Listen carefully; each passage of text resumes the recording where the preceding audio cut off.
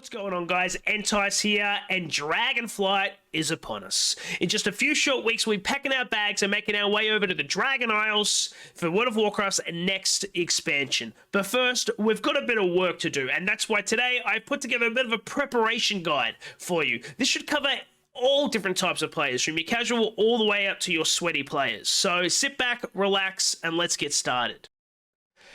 Now, if you're like me and you've endured Shadowlands, one thing you would have noticed is we got a lot of just shit that basically just bloated our bags and our bank. So the first thing I suggest you do is basically clean all that stuff up. Make sure you've got a clean bag, a clean bank. As you all know, going into a new expansion, you're going to be inundated with so much stuff in your bags that you're going to have to sort out later. So you want to go in there with a completely clean slate. If you have a look at mine, look, I've got a lot of work ahead of me, okay? My bags right now, they're looking like Asmongold's room. Okay, so I'm going to have to dedicate a little bit of time into this, because I know for myself, going into a new expansion, you want to have as much room as possible.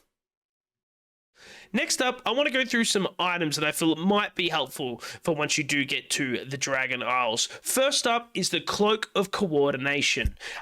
This you can get from your guild vendor. Grants you a free teleport to Orgrimmar or Stormwind, whatever your major faction is for what faction you play. There's actually 3 different types of cloak, each having a different cooldown, one being 2 hours, the other one being 4, and the other one being 8, I think. They'll be up on the screen. They do not share a cooldown, so you can use them, especially if you're not a mage. This could be helpful for you. Now, you might be asking, why would I ever need to go back to Orgrimmar or Stormwind? Well, brings me on to my next point, war mode. So you need to make a decision whether or not you want to play war mode. Obviously, there's going to be a risk in getting ganked or anything, something like that. But if you find yourself maybe ahead of the pack while you're leveling, or an isolated area where there's no one there, there's nothing stopping you from going back to Stormwind, putting on war mode, going back to where you were, and getting a 15% XP buff. This is going to be very good particularly if you want a speed level. So something that's worth having a look into in your leveling journey. So a few other items that I want to show you here, basically aimed at minimizing downtime. So right off the bat, the first I want to show is the Katie's Stamp Whistle. It's got a hefty cooldown of, I think it's three hours. There you go. But obviously this just gives you an opportunity to use your mail. No need to go to an inn or back to a major city once you're leveling. You can just jump straight in and use her services. You can also use it as a storage facility. So you have a bunch of consumes or something, you can have them already just mailed to you, and you want to jump in there and grab them, you can use a toy like this. Another one with a much shorter cooldown, with only being 1 hour, is the Mole E mailbox. Exactly the same service. It's just a toy. A mailbox gives you an opportunity to go into your mail. Again, minimizing downtime.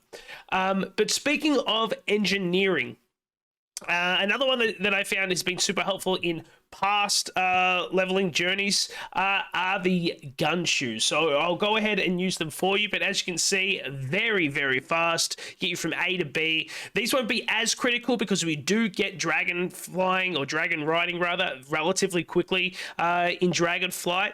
But if you need to go from A to B relatively quickly, these are the shoes that you're going to need. Feel free to maybe just give them a quick keybind and off you go. So there you go. Very useful. These are done through Legion engineering. Very, very cheap. And in fact, you could probably make some gold right now. I just sold a few because the people are already buying them up.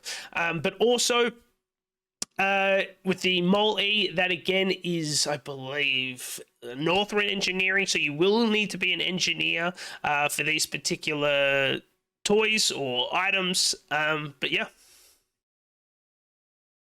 Now, something I made a point of in the previous part of the video was the fact that we're going to get Dragonriding relatively early.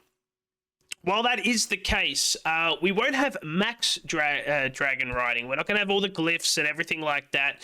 And if you've played on beta, Dragonriding can be difficult to get to a precise point. Let me explain that a little bit better. If you want to go from long distance A to B, dragon riding is perfect. You're not going to get you're not going to find anything that's better. If you want to get into like a little nick or cranny, or something that's like that requires you to, you know, go forward and come back really, really quickly and quick maneuvering, dragon riding is not really the best way to go about it. While it is possible, it might be a bit of a waste, and then you'll find yourself without you know, your dragon riding energy to get back up there and get to where you need to be. So in those occasions, I've always got basically Alliance glider kits on me, and I'll demonstrate just quickly how they're used. So obviously we all know how they're particularly used, but as you'll notice, the movability of it all is very, very easily. So if I wanted to quickly change directions, look, it's just a click of a button. Whereas dragon riding, it's a little bit more finicky, and you're not going to be able to get into those precise points as easily if you were to get if you were to get on a glider rather. Now, where to get these? There's a few options to get these. You can basically just buy them off the AH. They're relatively cheap, but if you're like me and you PvP a lot, you're going to have a substantial amount of Marks of Honor. And I tend to use my Marks of Honor with buying the glider kits, and they can be found over at the PvP vendor in Borealis. Now, with all the items, toys, and everything like that out of the way, what are some other ways that you could probably prep for Dragonflight? Well, one probably would be making some gold. And the reason for that is professions are going to play a substantial part in your gearing process throughout Dragonflight. Think of it more of like a bad luck protection. Okay, but it's going to cost you some gold, okay? And the reason why is for a little thing called work orders. If you're not into, you know, doing professions and going out and farming your own materials and things like that, one, you're going to have to buy them on the AH, and two, work orders, you're going to have to pay someone to make the gear for you. So you're going to need some gold for that. I actually do have a few gold making videos on my channel that you can go have a look into, but I'm currently sitting at 4.2 million. That's probably it for me, I think. I don't think I might make some gold just passively until Dragonflight, but I think I'm pretty much done for now. Again, you could probably just buy a WoW token if you really want to, but I'm super anti-WoW token, so I will not be doing that. But that's on you. So yeah, this is definitely something that you'll need to do because, like I said, professions are going to play a major role in Dragonflight for gearing up your tomb, basically. So to wrap up the video, I want to do something a little bit fun and maybe explore the more sweaty side to Dragonflight Prep.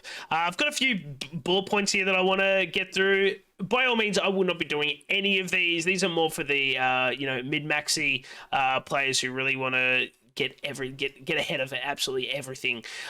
First one is speed gems. So you can get the Shadowland speed gem. I think Straddling Jewel or something. It will be up on the screen. This is a speed gem that stacks with every Shadowlands gem that you have socketed. To get sockets within Shadowlands, it actually does require you to play the game. So that is something that you would need to do. I mean, I guess you could farm it out now if you really wanted to. I mean, you could farm out gear now if you really wanted to and get you... But the thing is, you're going to replace a lot of it. So that is one thing that you can do, and it basically just make your character faster running around. The second one is the Battle Standard of Coordination. This is a standard that you plant in the ground, and you basically get a 15% experience buff. It lasts for 15 minutes. It has a cooldown of 10 minutes. I guess this would be if you doing AoE, leveling up, doing AoE grinding or something, or you find a really populated, like mob dense area, especially if you're doing it in a group as well.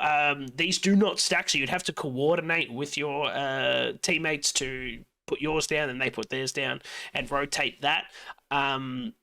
So that is an option for you. And lastly, the last point I have to finish off the video is you are able, if you really want to, you can carry enchants on you in your bags. If you were to get new gear, you can just basically enchant it straight away. But that is something, if you want to go completely min-max, go crazy, then by all means go for it. But that brings us to the end of the video. I appreciate everyone sticking around. If you watched it all the way through, I really do appreciate it. And until next time, peace.